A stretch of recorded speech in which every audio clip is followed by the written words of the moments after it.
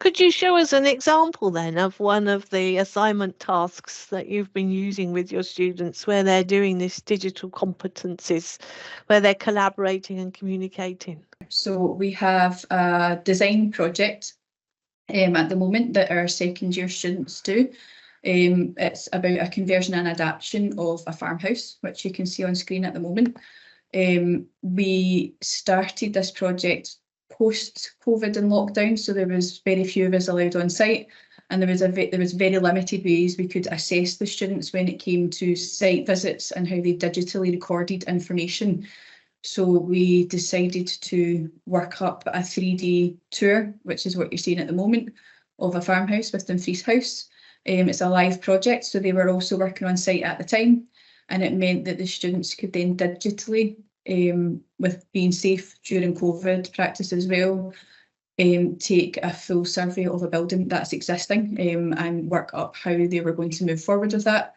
They also used a package called Revisto, so we'll share the screen on that just now, which helped them then collaboratively work across a different platform on changes that they would perhaps need to make or survey issues that they would need to make when it came to working on the digital packages. They also used Revisto to collaboratively communicate any changes that they needed to make through their assessments, which you can also see on screen. So they would use clash detection for this. They would also use measurement skill and costing and things like that for this. And that way they could highlight to each other what they maybe needed to measure, that measurements weren't accurate, and that they could update the model to reflect that. So I'll steer it through. So again, we're using a digital platform for that. It's Sway that we use for delivering that unit, which again is a collaborative teaching tool. So the students can access this at any point in time.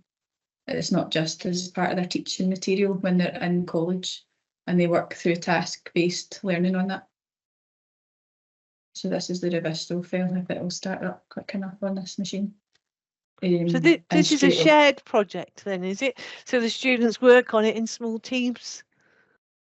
Yeah. Teams, yeah. Yeah, in teams.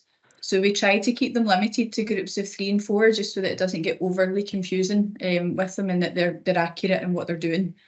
And it keeps it a lot cleaner for us to monitor as well what they're doing online and how they're collaborating. So we also are assigned to their teams as a client interface so that we can see how they're feeding back to each other. Brilliant. Yeah, so as a team, if there's any issues with the model, they'll raise an issue, and then as a team they will update the Revit 3D model and then re-upload it to the cloud so they can check that the change that was requested has been made. So the software that we're using, Revisto, that was used by Balfour Beatty, who are one of the employers in our employer board. So by that introduction, we managed to get free educational licenses for that software, so our students are able to use the latest kind of software that industry is also using.